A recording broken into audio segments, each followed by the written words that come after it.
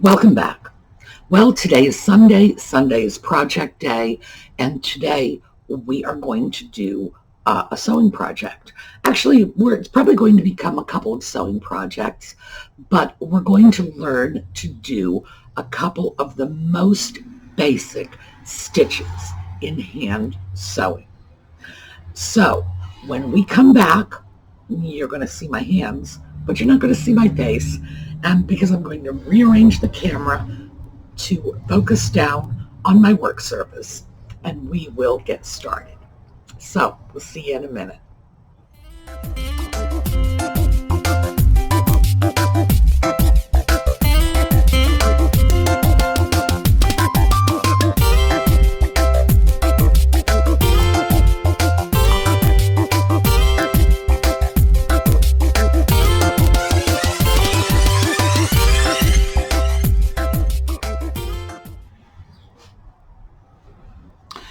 Okay, well, here we are, and as you can see, we have a tear. So I chose this actually for a reason, not just that, oh my goodness, it had a tear, but I wanted to make a point about the kinds of things we might have to repair. This is a down comforter, and there's the down and there's the tear, and it's coming out. And I need to get this fixed. So why would I fix this as opposed to replacing? Well, if you've priced down comforters lately, you know the answer to that. This is a very old comforter, but it's got plenty of down and plenty of loft, and it's fluffy and it's warm. And in fact, it's one of Audie's favorite things, so it stays. And that cost-benefit ratio is one of the reasons that hand sewing fell out of favor very quickly. When I started sewing in the 50s or the 60s, it actually was the 50s when I started. When I started sewing, going out and buying something new because you got a tear in an item was just not an option for most people. Clothing, household items like this, draperies, these were all expensive items, and you didn't just toss them aside easily. And in the case of this piece, a down comforter, as I said, again, an expensive item. It's not going to be inexpensive to replace, so we need to deal with this. It's not much of a tear, it's a very small tear. The cover on this comforter is cotton, and also because it's old, you can see that is an age-related tear. So I have a sewing needle. The first thing we're going to do is thread the needle. Now, this thread, I've just cut it with the scissors, and let me get this down here so that you can see what I'm doing. I am sliding the thread. All right, there we go. I am sliding the thread through the hole in the needle with great difficulty.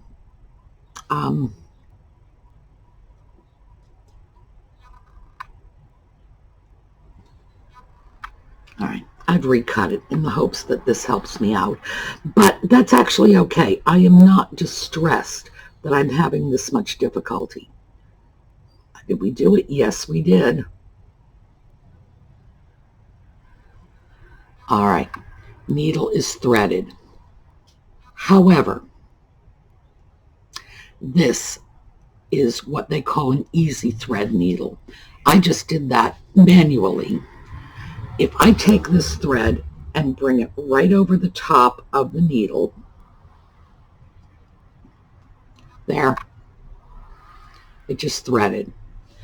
You can get easy thread needles. They're usually, I guess a dozen for under $5. You can probably get it mail order for $5 or $6, including shipping. And I've seen them for those prices. What you do is you just look up easy thread sewing needles, and you can find them. So like I say, I wasn't all that disappointed that I didn't have such an easy time threading that, because it did help to make my point about the value of these easy thread needles. This is one type. They have another type that you just slide the thread along the needle and it catches, kind of like a carabiner clip. Whatever, they all work about the same. You can also get needle threaders. I'm sure we all remember the needle threaders from when we were little kids. It was a little round piece of foil, very thin metal. It looked like a mercury dime, in fact, and it had a little wire on it. You would just push the wire through the needle, drop the thread through the wire, pull it back out. They had others that I'm sure they were patented. I mean, you just look at it and say, how did anybody make anything like this? And then you look at it and say, well, why? Threading needles is no longer a big deal. So I have thread, as you can see, it's high contrast. The thread is sort of a magenta. I'm doing that on purpose. I want you to be able to see what I'm doing. Now, if it were not for that, I would go with a pale peach or pink or white or something that would blend in a little better with this, because the comforter is a pale peach. I've doubled my thread. I have the two ends here, and I'm just going to knot them. It's very easy. Bang, knotted. I have a little tail at the end of the knot, and for my purposes, I'm going to leave that long. It doesn't matter.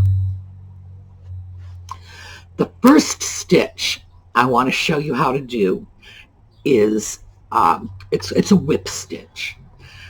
This is probably the most versatile hand sewing stitch you'll ever learn to do. It's the foundation of other stitches, like a handkerchief hem stitch, a regular hem stitch, a felling stitch. And what we're going to do is we're just going to go into the fabric. I'm starting over here. As you can see, I am a long way from my rip. I'm doing this again, like I say, on purpose so that you can see what I'm doing. I'm going over here to the other side, sticking my needle in, and then coming back through.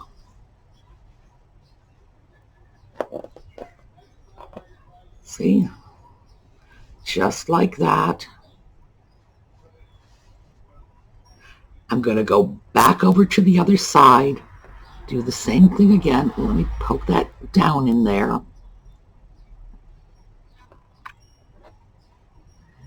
And come out again.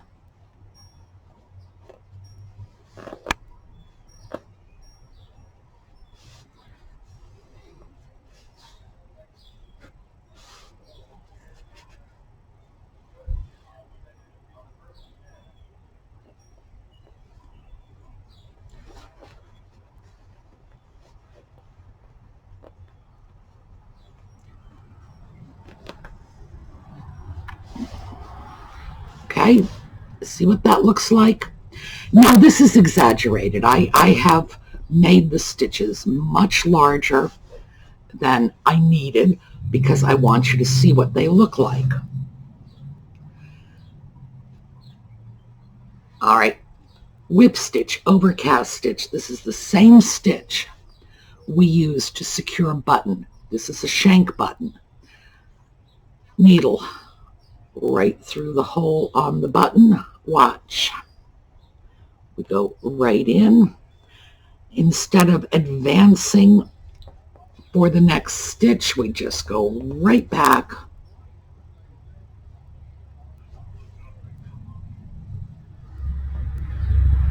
And here we're just going to pop it right into the button shaft again. And look, that is how we secure a button. Now again, obviously our stitches would not be so far apart, but I want you to see what I'm doing. See, that is basically how you stitch on a button. You just come closer. Here, let's go over here. We're going to do one more stitch. Here's another button. And this is not a shank button. This is just a regular button with holes in it. In and out of the button.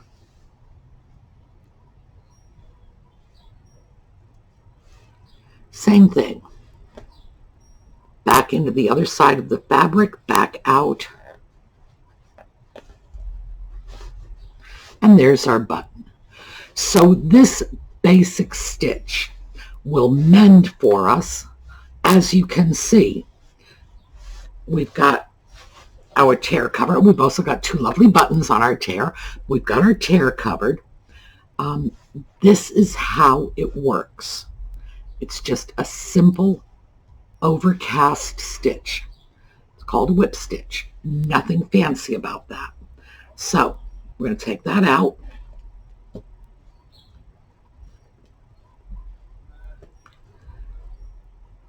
And I'm just going to pull the threads out, scatter a little bit of down here.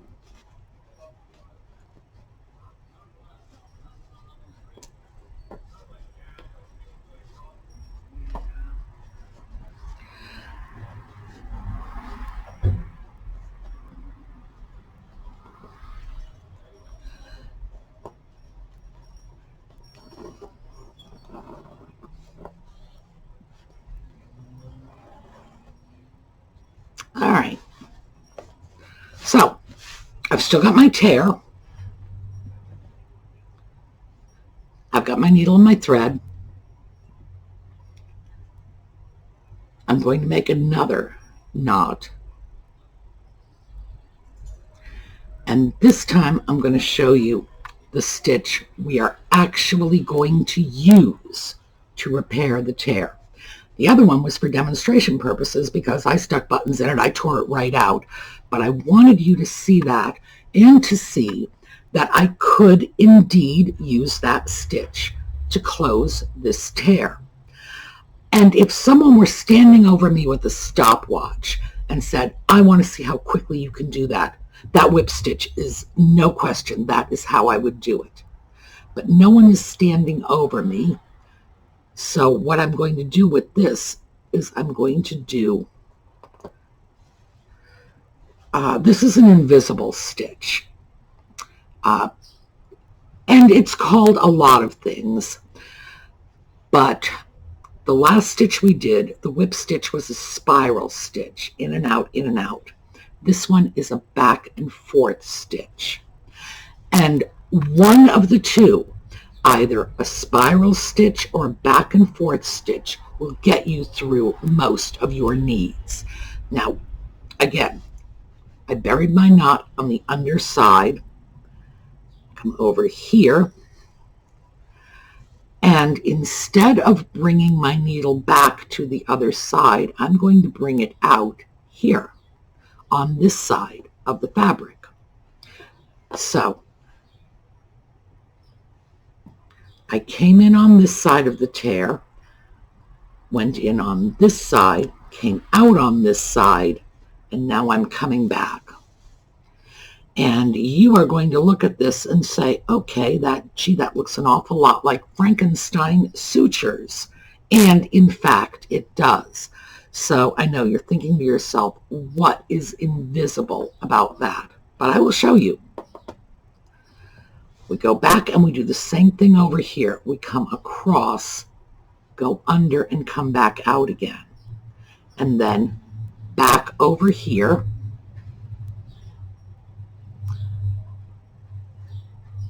And then we go in, back out again,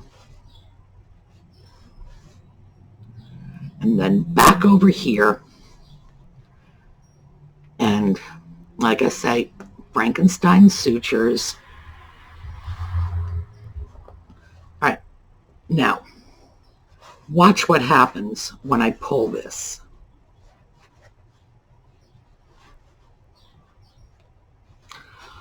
Suddenly all of the stitches disappear. Now, yes, I have a pucker here. No question about that. This is a mend. You're going to have this is not going to be done invisibly. This is called an invisible stitch because the stitches themselves are invisible. But, excuse me, the mend will not be. So that's how this one goes. And this is a very easy mending stitch. Like I said, we just go in and out, back and forth across with that whole, Frankenstein looking thing. And we take 3 or 4 stitches.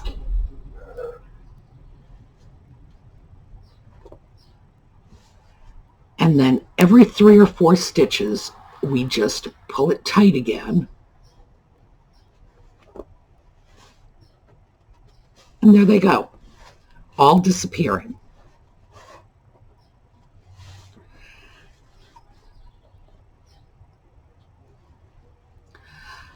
So with one of those 2 stitches, either this, the invisible stitch, which you can use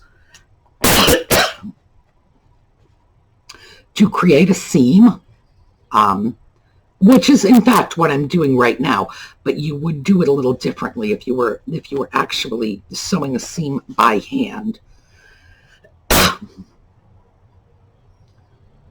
I think I am aspirating feathers. I think that's why I am starting to choke.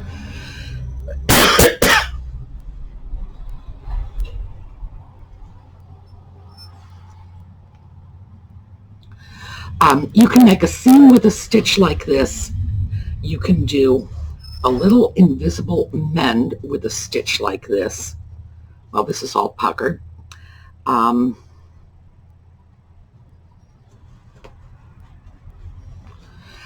When we get up to the end,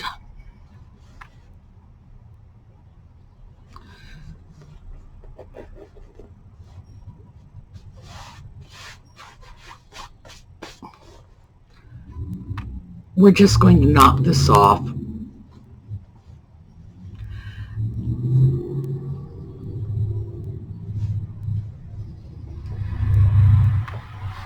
Cut and done. Now, this, of course, is a very sloppy little mend, as you can see. But I just have to ask you to trust me that when I'm actually not doing it for demonstration purposes, it makes a nice, neat little creased line. The whip stitch makes a visible mend. But the whip stitch is important because that's our stitch for buttons, both of them, the shank buttons and the regular buttons. And this is our stitch for seams. So now we know how to do a little bit of stitching. The next time we take a look at this, I'm actually going to show you how to do a seam, and we'll do something that doesn't have feathers coming out of it so that we don't have to deal with that either. All right, give me 1 second and I will readjust and we will take a look at where we go from here.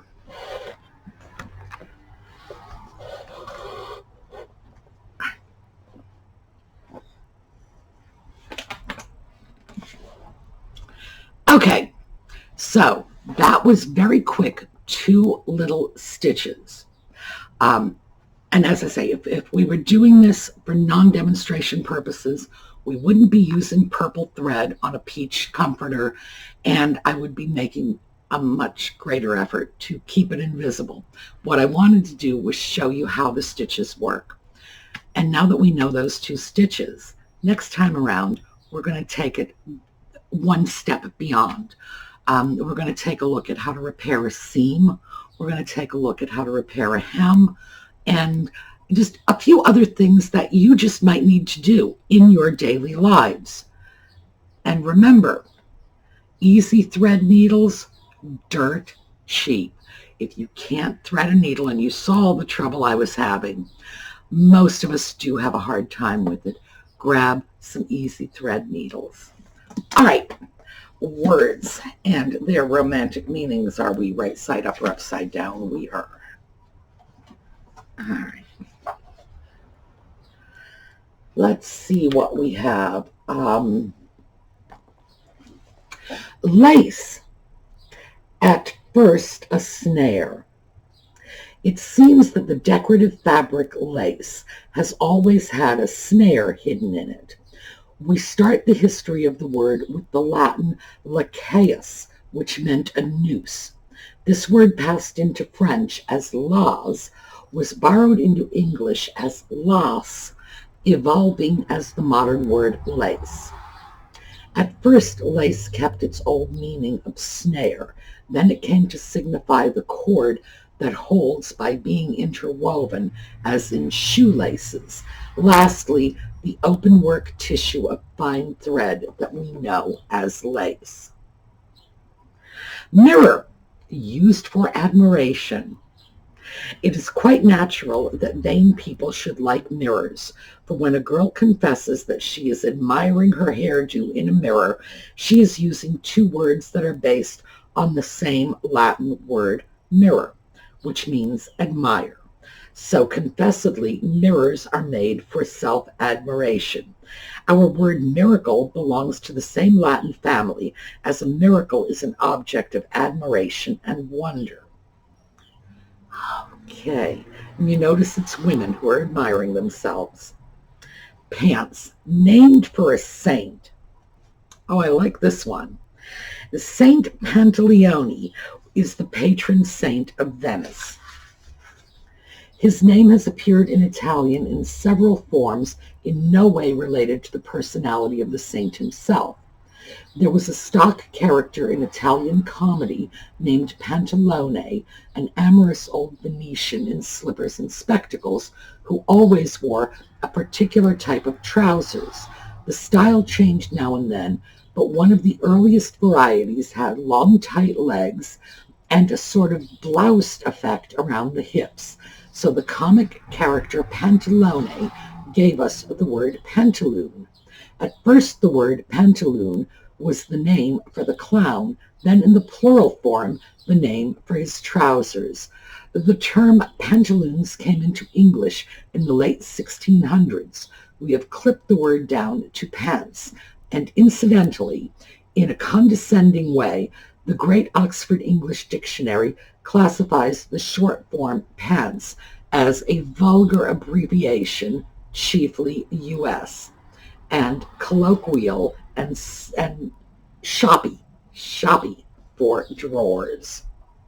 Well. So apparently he has no objection to making these remarks about women, but when the British make them about Americans, and of course Mr. Funk was American, British make these remarks about Americans, and he's all huffy. All right, have a great day. We will see you tomorrow, and we're going to follow up with our little hand sewing, and we're going to learn how to use those two quick and easy little stitches in some more elegant and more elaborate ways.